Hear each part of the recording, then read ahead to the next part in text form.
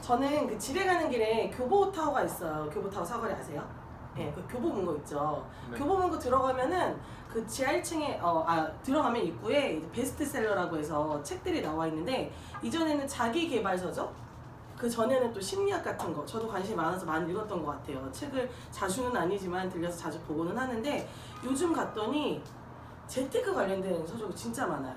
이전에는 뭐 금리 아니면 뭐 코스피 지수 이렇게 그래프 그려져 있던 거, 이런 그림의 표지에 어떤 책들이 서적이 많았는데, 요즘은 뭐 주식, 투자, 펀드, 뭐 주택, 마련, 뭐 이런 것들 약간 좀 다양하고 폭이 넓게 주제가 정해져 있는 책들을 좀 많이 볼 수 있었어요. 그게 말하는 게 뭔가를 생각해 봤어요. 그만큼 사람들이 이제는 더 이상 예금 적금이 중요하지 않고 어떤 다른 곳으로 시선을 돌려야 된다라는 인식을 하기 시작을 한 것 같아요. 그래서 오늘은 우리 모두가 관심 있어 하는 재테크에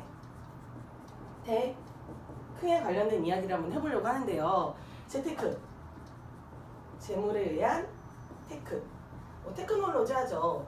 기술이라는 걸 얘기하는 거예요. 재테크라는 거는. 재테크는 사람들이 왜 관심 있어요? 내 자산이 늘어나는 거, 그리고 내 자산을 모을 수 있는 거, 지키는 거.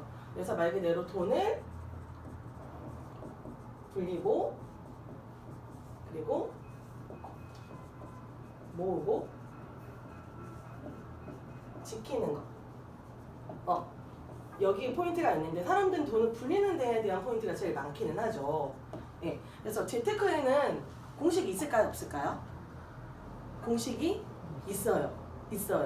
있는데 사람마다 같지는 않아요. 왜? 이 사람들이 버는 월급도 다르고요, 상황도 다르고요, 라이프 사이클도 다르기 때문에 상황적으로는 다르지만, 우리가 뭘 읽어야 되냐면, 사람마다도 다르지만 지금 현재의 시장 혹은 경제, 뭐 물가 상승이라든지 이런 부분에 따라서도 달라지는 공식이 있어요. 그래서 이 공식에 합당해서 재무설계라는 걸 바탕으로 사람들이 재테크를 진행을 하는데, 이 모든 것들이 우리 물가의 상황에 따라 다르기 때문에 오늘은 그 물가 상황이라든지 아니면 경제라든지 이런 부분들 키워드 바탕으로 해서 한번 얘기를 한번 풀어보려고 합니다. 그래서 아까 제가 재테크는 돈을 불린다고 했잖아요. 돈을 불리려면 어떻게 해야 될까요? 여러 가지 방법이 있겠지만, 과거에는 은행에다가 돈을 저희가 예금을 했죠. 예금을 하면은 뭐가 붙죠? 우리 뭐에 굉장히 집중해요? 이자. 맞아요, 이자. 이자라는 건 단순하게 돈에 붙는 거. 조금 더 전문적인 표현으로는 금리라고 이야기를 해요. 혹시 금리 지금 현재 몇 프로인지 아세요? 아실 것 같은데. 2%? 2%보다는 좀 부족해요. 2%보다는 조금 많이 부족해요. 2%였으면 참 좋겠지만, 지금 현재 우리나라 대한민국의 금리는 1.25%라고 합니다. 이거는요, 어디서 정하는지 혹시 아세요? 한국은요? 맞아요. 한국은행. 조금 더 디테일하게는 금융통화위원회에서 지정을 하는, 한 달에 한 번씩 0.25%포인트로 오르락 내리락, 매달 오르락 내리락 0.25포인트씩 해서 지정이 되는 거예요. 근데 이 금이라는 거는요, 기준이 있어요. 두 가지 기준이 있는데, 은행에 우리가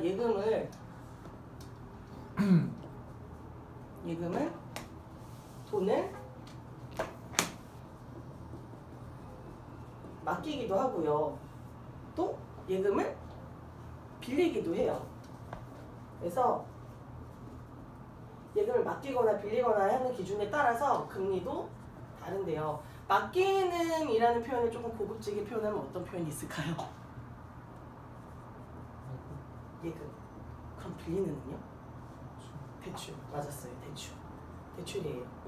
예금 이자 금리는요, 1에서 2%.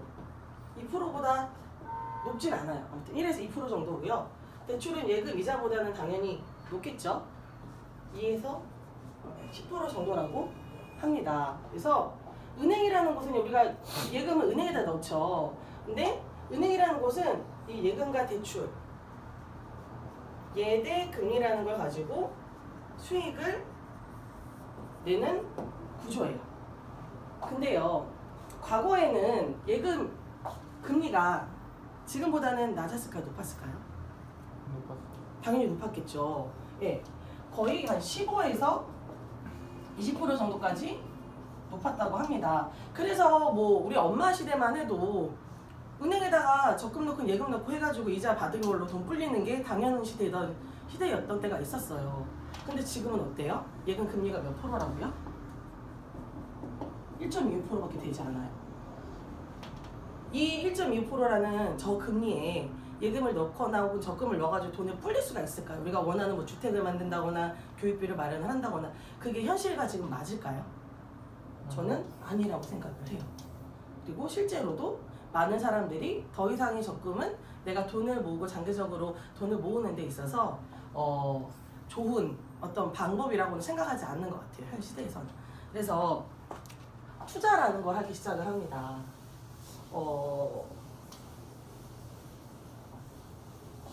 야구로 예를 들어서 설명을 해드릴게요. 우리 선배님 중에 야구하셨던 분 계신 분 안 계시네요. 야구 아시죠? 네, 저도 야구를 아주 잘 알지는 않지만 단순하게 생각하면 야구에는요, 타석에 타자가 있고요. 그리고 공을 던지는 투수가 있어요. 맞나요? 투수 맞나요? 네. 투수가 공을 던져요. 타자는 공을 받아서 쳐야 되는데 꼭 그 공을 받아치는 타자가 꼭 홈런만 치라는 법이 있을까요? 아니요. 뭐 삼진 아웃도 당할 수 있고 파울도 생길 수 있겠죠. 투자라는 거는 자금을 던지는 거. 근데 이전에는 예금 금리가 높았기 때문에 은행에다가 자금을 던져서 불려서 자본을 만들곤 했지만 지금은 어때요? 저금리이기 때문에 은행에다 예금을 던져서 큰 돈을 만들 수는 없기 때문에 투자라는 걸 한다. 근데 돈을 어디로 던지느냐? 투자라면 보통 뭐가 생각나세요? 투자. 증권? 뭐 증권사도 있겠고 또 주식. 보통 주식 많이 떠올리는 것 같아요. 주식도 있겠고. 네. 주식이라는 단어에 집중을 많이 하는데 이 주식이라는 거 안전해 보여요? 보통 위험률이 높다고 하죠. 대신 위험률이 높은 대신에 뭐 금리 차이가 많이 날 수도 있고요. 올라갈 때도 있고 내려갈 때도 있겠지만 사람들이 내가 받는 거, 아까처럼 금리가 높은 거에는 집중을 하고 내가 받는 돈에 대해서는 집중을 하면서 내가 잃는 거에 대한 리스크는 안고 가지 않으려고 해요. 근데 과연 이 주식이라는 게 마냥 위험하기만 한 걸까요? 그 부분에 대해서 얘기를 한번 해보려고 하는데, 우리가 이 투자나 아니면은 자본이 돌아가는 부분에 대해서 위험률이라는 거는 그 시대의 현 시대에 뭐 혹은 지금 내가 살고 있는 세상 경제라든지 상황을 읽는 눈이 좀 필요한 것 같아요. 그래서 다른 얘기를 한번 해볼 건데, 우리 엄마 아빠 시대에는요 몇 남매였어요? 아빠 있고요, 엄마 있고요, 그리고 저희 집은 5남매거든요. 저희 아빠가 이렇게. 우리 엄마 아빠 시대에는 이렇게 자녀 수가 뭐 4, 5, 많게는 뭐 6남매까지도 있었던 것 같아요. 근데 지금 어때요? 가족 구성원이 어떻게 되세요? 아빠, 엄마? 둘이에요? 4인 가족이네요? 네. 4인 가족. 근데 지금 초등학생 정도 되는 아이들, 그 나이 때 가족 구성원은 몇 명 정도 되는지 아세요 혹시? 3인? 합쳐서? 맞아요. 보통 엄마, 아빠, 엄마, 그리고 아이, 심지어는 채 한 명이 되지 않는 0.8 정도의 인구 구성도를 보이고 있다고 합니다. 우리가 나라에서 받는 국민연금 있잖아요. 국민연금 누가 내는 거예요? 우리 엄마, 아빠, 할아버지 세대가 받는 연금은 누가 내는 거죠? 누가 낸 돈으로 받는 거죠? 바로 밑세대. 엄마, 아빠가 내는 돈으로 받는 거고, 그리고 우리 엄마, 아빠 연금 누가 줘요 그러면? 지금 우리가 드리는 거죠. 근데요, 아까 짚어드렸던 것 중에 지금 현 시대에 살고 있는 이 친구들의 가족 구성원은 거의 한 명이 채 되지 않는다고 했어요. 그러면 과연 우리의 연금은 이 가족 구성원의 이 세대 우리 연금을 내어줄 뭐라고 해야 되죠? 우리 연금을 내어줄 이 세대에서 이 인원이 충원을 할 수 있는 정도의 연금이 나올 수가 있을까요? 안정적일까요, 연금이? 불안정하다는 거죠. 그리고 어저께 제가 어제자 뉴스를 봤는데요. 우리 노인 세대 있잖아요. 노인 세대 간병을요. 일을 할 수 있는 사람이 부족해서 같은 노인이 한대요. 왜일까요? 그만큼 일을 할 수 있는 인력이 충원이 안 된다라는 거예요. 물론 뭐 일자리라든지 뭐 나는 뭐 월급을 많이 주는 혹은 나는 내가 지향하는 그런 일자리를 찾는 사람도 있겠지만 그만큼 인력이 충당이 안 되기 때문에 나이 드신 분이 나이 드신 분을 간병하는 그런 문화가 지금 트렌드로 떠오르고 있대요. 그래서 어저께 우리나라의 그 노인 고령화가 가까운 나라의 일본은 이미 초고령화가 왔잖아요. 그래서 초고령화에 쫓아가고 있다고 하더라고요. 거의 48.5%라고 하더라고요. 게다가 헌혈증 있으면 수혈받기 편한 걸 알고 계시죠? 네. 근데 제가 어저께 들었던 얘기가 있어요. 어저께 뉴스를 보다가 저희 어머님께서 해주신 얘기가 아빠 친구 어머님 분이 병원에 입원을 하셨는데 아빠 친구분 헌혈증 되게 많이 갖고 계신데요. 그래서 헌혈증 보여드리면서 수술할 때 피가 부족하니까 수혈을 받겠다라고 했더니 요즘은 병원에서도 헌혈증이 의미가 없다라고 하더라고요. 왜? 그만큼 죽는 사람보다는 의학이 발달됐기 때문에 치료는 많이 받아요. 치료받으면은 아무래도 뭐 피가 부족하다거나 아니면 수혈을 해야 되는 상황들이 많이 생기겠죠, 상대적으로. 그래서 헌혈증 자체가 이제 의미가 없어졌대요. 그러니까 이런 세상에 우리는 살고 있어요. 그래서 연금 부족이라든지 혹은 나중에 우리가 나이가 들어서 뭔가 준비하려고자 했던 보장받고자 했던 부분들이 자꾸만 사라지고 있는 세상에 살고 있어요. 그래서 뭐 젊은 세대들이 얘기를 하죠. 나는 지금 당장 20살이니까 경제활동을 하고 있어. 건강하겠죠. 60세보다는 20세가 훨씬 건강하잖아요. 당연히 극단적인 표현이지만 아프지 않을 거고 죽는 날은 너무 멀었어라고 하지만 이들이 생각하고 있는 것들이 과연 맞냐는 거죠. 그 부분에 대해서 한번 다시 정리를 한번 해보려고 하는데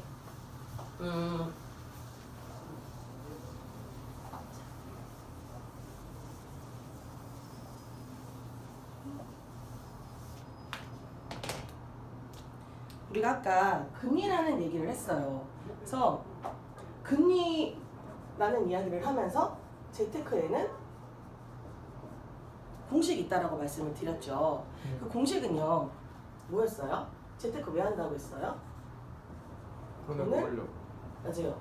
불리기 위해서라고 말씀을 드렸습니다. 근데 질문 하나 할게요. 돈을 불린다. 지금 내가 일을 하고 있어요. A라는 회사에 입사를 해서 일을 하고 있는데 월급을 130만 원을 받는다고 할게요. 너무 적은가요? 200만 원을 받는다고 할게요. 내가 이 돈을 잘 지켜가지고 굴리는 게 더 빠를까요? 아니면은 100만 원의 월급을 더 받게끔 내가 몸을 움직이는 게 더 빠를까요? 전자일까요? 후자일까요? 후자. 후자? 요 돈을 모으는 게 더 빠를 거라고 생각을 하세요? 네? 제가 좀 질문을 쉽게 던질게요. 내가 1년이라는 기간 동안 받고 있는, 그러니까 내가 매달 받는 월급이 200만 원이에요. 1년이라는 기간을 정해놓을게요. 1년이라는 기간 동안 내가 100만 원씩 더 얹어서 300만 원의 월급을 받는 게 더 빠를까요? 아니면 받고 있는 200만 원의 월급에서 지출을 잡아서 돈을 지키는 게, 내 돈을 더 지키는 게 더 빠를까요? 지켜내는 게. 지켜내는 거? 네. 지켜내는 거.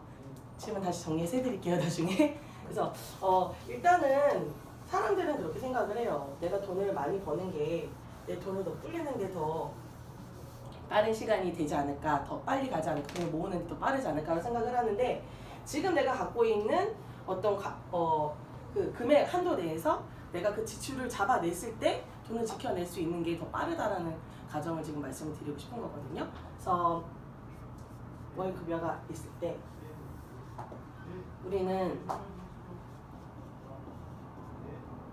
소비라는 걸 하고요, 저축이라는 거를 해요. 근데 소비와 저축의 이 비율이 참 일정하면 좋겠죠. 뭐 너무 마이너스가 되지 않게, 너무 플러스가 되지 않게 좀 일정하게 유지가 되면 소비라는 내 어떤 재정이 잡히는데 보통 그래요, 안 그래요? 갖고 있는 문제점들이 비율이 일정하지가 네. 않아요. 그렇기 때문에 내 돈이 어떻게 흘러가는지, 내 돈이 어디서 새어나가는지 알 수가 없어요. 그래서 사람들은 재테크를 돈을 불리기 위해서 한다라고 말씀을 드렸어요. 근데 돈을 불려놨는데 내가 불려놓은 돈을 지키지 못하고 제대로 사용하지 못한다라고 하면 불려놓은 돈 자체는 의미가 없을 거라는 생각을 해요. 제 얘기가 많이 지루한가요? 아니요. 네, 생각을 해요. 그래서 우리는 내가 가지고 있는 돈에서 돈의 흐름을 잘 파악을 할 줄 알아야 됩니다. 그래서 돈이라는 건 소비와 저축으로 나뉜다고 했는데 몸이 아팠다고 가정을 해볼게요. 내가 병원에 누워 있어요. 아무것도 움직이고 있지 않아. 하지만 나가는 게 뭐가 있을까요? 통신비, 통신비. 핸드폰 요금비. 통신비 나가고요. 월세. 월세. 중요한 얘기 위주로 하시는 거죠. 월세, 뭐 등등등. 이렇게 내가 움직이지 않아도 나가는 돈들이 있어요. 이걸 우리는 고정 지출이라고 하고요. 그리고 내가 무언가 해야만 돈이 나가는 변동 지출이 있어요. 뭐 예를 들면 뭐 병원에 누워 있는데 갑자기 치킨 먹고 싶어서 치킨을 시켜 먹었다거나 아니면은 뭐 나가서 술 한 잔을 한다거나 갑자기 엄마한테 짐을 가지러 뭐 택시를 타고 이동을 한다거나 이런 것들 다 변동 소비에 포함이 되겠죠. 변동 소비라는 거는요, 유동성이 많잖아요. 이 변동 소비 자체를 고정 지출로 좀 잡아낼 수 있다거나 아니면 변동 계속 움직이고 계획되지 않는 지출을 좀 잡을 수 있다라고 하면은 내 돈을 지키는데 좀 도움이 될 수가 있겠죠. 근데 저축이라는 거 한번 얘기를 해볼게요. 적금 혹시 들고 계신가요? 네. 적금? 어디 거예요 혹시? 하나은행. 하나은행이요? 금리가 어떻게 되는지는 알고 계신가요? 4%? 4%? 나쁘지 않네요. 4%? 응. 근데요, 좋아요. 4%. 낮지 않은 뭐 금리기는 한데 적금 안 하면 우리 죽나요? 아니요. 죽지는 않죠. 물론 돈을 모을 수 있는 어떤 조건은 될 수 있겠으나 적금을 하지 않는다고 해서 우리가 죽지는 않아요. 대신 아까 말씀드렸던 뭐 고령화 인구라든지 그런 부분들, 우리는 지금은 나이는 어리고 건강하고 크게 아플 것 같지 않지만, 물론 아프면 안 되겠죠. 건강해야지 좋은 거잖아요. 하지만 아프지 않을 거라는 것과 아플 거라는 거, 뭐 나중에, 그리고 혹은 아프지 않더라도 어떻게 돼요? 시간이 흐르면 우린 나이를 먹어요. 노후를 맞이하게 됩니다. 노후 되면 우리 경제 활동 할 수 있어요, 없어요? 못해요. 못해요. 그래서 뭘 준비해야 되죠?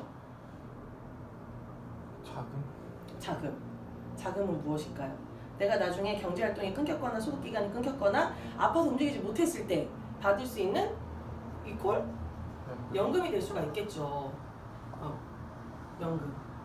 연금 준비돼야 되고요. 보험 있어야 돼요. 보험 꼭 있어야 됩니다. 보험 준비를 해야 되는데, 우리 회사 들어갈 때 부모님이 물어보죠. 뭐 물어보세요? 회사 들어가면 너네 회사 뭐 되니라고 물어보잖아요. 그런 질문 안 받아보셨어요? 네. 안 받아보셨어요? 네. 보통은 4대 보험 되니라고 물어봐요. 그거 왜 물어봐요? 그럼 4대 보험은 좋으니까. 그쵸. 좋다라고 인식을 하고 있기 때문에 내가 4대 보험 안 받는 회사에 들어가는 건 잘못된 거 아니야? 왜? 니네 회사 좀 잘못된 거 아니야? 뭐라고 어른들은 생각을 해요. 왜? 4대 보험 꼭 들어야 된다고 생각을 하기 때문에. 근데 왜 연금이랑 보험은 필요 없다라고 생각하는지 저는 이해가 안 돼요. 왜? 4대 보험 중에 알고 있는 거 말하라고 그러면 사람들 뭐 먼저 말씀하시는지 아세요? 4대 보험 중에 뭐 있죠? 국민연금? 그쵸. 국민연금, 그리고요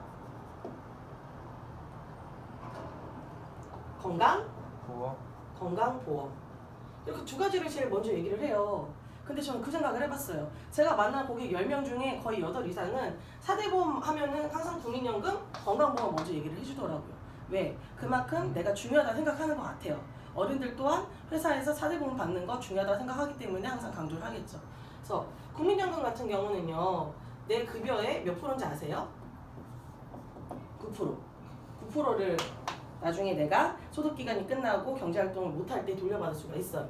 건강보험은요, 한 약 6% 정도 되는데 이거는 내가 아팠을 때 내 병원 금액에 나머지 내가 공제받을 수 있는 금액을 공제받는 거잖아요. 물론 건강보험 중요해요. 하지만 정말 크게 아팠다거나 아니면은 건강보험으로 면제가 되지 않는 어떤 병에 걸렸을 때는요. 내가 4% 되는 적금을 들고 있으나 건강보험이 해결해주지 않는 부분이 생긴다. 큰 병에 걸린다. 라고 하면은 내가 소중하게 4% 차곡차곡 쌓아놨던 이자와 금액들이 계속적으로 마이너스가 되겠죠. 보험 필요해요? 안 필요해요? 필요해요. 왜? 건강보험에서도 공제가 되긴 하지만 이건 내 돈 나가는 거잖아요. 하지만 보험은 작은 돈으로 내가 가입했던 것들에 큰 병에 걸렸을 때 납입면제라는 기능도 있고요. 그리고 큰 병에 대한 진단금도 나와요. 그렇기 때문에 보험과 연금은 필요하다. 근데 여기도 공식이 있어요. 연금 내 급여의 9%라고 말씀드렸죠. 건강보험 한 6% 정도라고 말씀을 드렸어요. 연금은 진짜 막 그야말로 내가 하루에 밥 먹고 뭐 교통비는 우리 뭐 공제 받으니까요. 밥 먹고 정말 가장 기본적인 생활 할 수 있을 정도만 돈을 줘요. 근데 밥만 먹고 살 수 있어요? 없죠. 그렇기 때문에 우리는 연금은 내가 받는 9%에 내가 받는 월급이 10% 정도를 투자를 한다라고 생각을 하면 되고, 보험은요 건강보험에서 6% 공제받기 때문에 마이너스는 최소한 되지 말라고 7% 정도는 들어줘야 어느 정도 공식이 성립이 됩니다. 그래서 어린 친구들은 그렇게 얘기를 해요. 지금 내가 나이가 어리기 때문에 그리고 죽을 날이 멀었기 때문에 보험이 필요 없다라고 생각을 해요. 근데 앞으로의 세상은 어때요? 연금 받을 수 있는지 없는지 좀 불확실하고요. 그리고 과연 내가 낸 만큼 연금 돌려받을 수 있는지도 불확실하고요. 그리고 고령화 사회가 올 거고요. 그리고 앞으로 일자리나 이런 부분들도 노인들이 채워나갈 정도로 굉장히 심각한 초고령화 사회로 지금 저희는 우리 진입을 하고 있어요.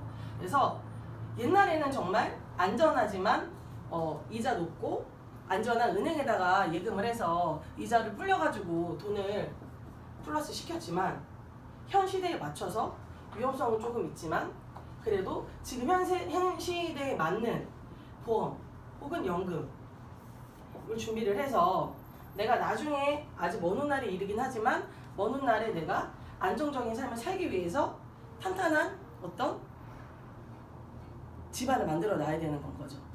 그래서 모르는 어떤 뭐 혹은 젊은 친구들, 나이가 어린 친구들 혹은 보험에 연금에 관심이 없는 친구들이 잘못했다라는 게 아니고 그 심각성에 대해서 우리가 알려줘야 될 의무가 있는 것 같아요.